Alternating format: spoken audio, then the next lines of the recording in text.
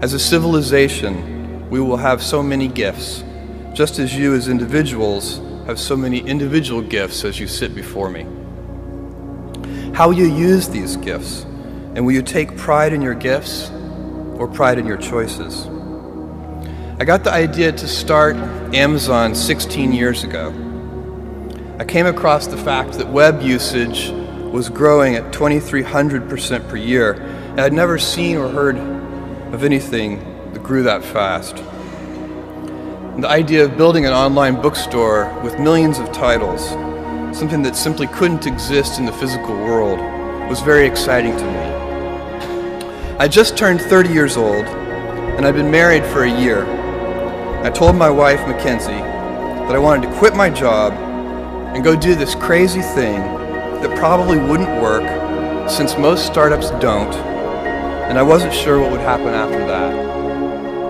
Mackenzie, also a Princeton grad and sitting here in the second row, told me I should go for it. As a young boy, I'd been a garage inventor.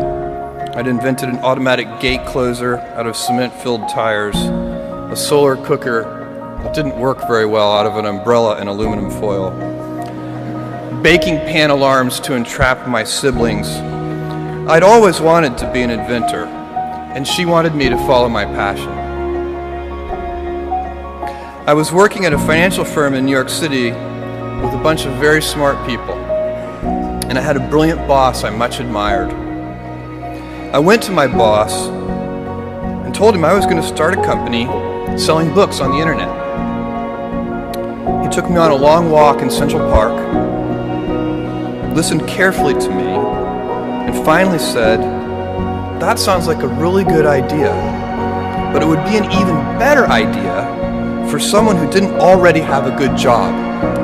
That logic made some sense to me, and he convinced me to think about it for 48 hours before making a final decision. Seen in that light, it really was a difficult choice, but ultimately, I decided I had to give it a shot. I didn't think I'd regret trying and failing, and I suspected I would always be haunted by a decision to not try at all. After much consideration, I took the less safe path to follow my passion, and I'm proud of that choice. Tomorrow, in a very real sense, your life, the life you author from scratch on your own, begins.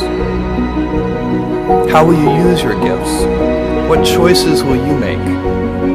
Will inertia be your guide, or will you follow your passions? Will you follow dogma, or will you be original?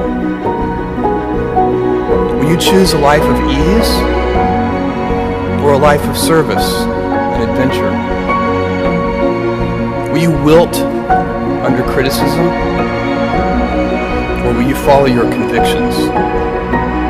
Will you bluff it out when you're wrong, or will you apologize?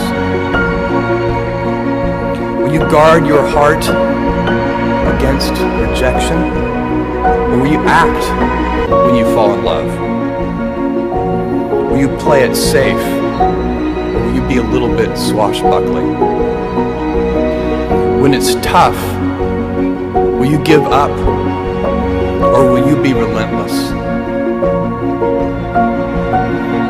Will you be a cynic, or will you be a builder? Will you be clever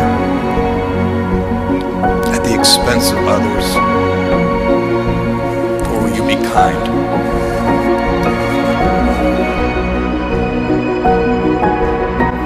I will hazard a prediction.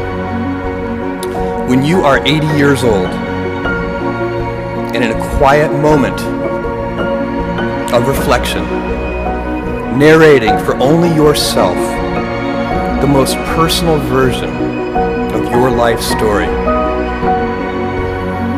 the telling that will be most compact and meaningful will be the series of choices you have made. In the end, we are our choices.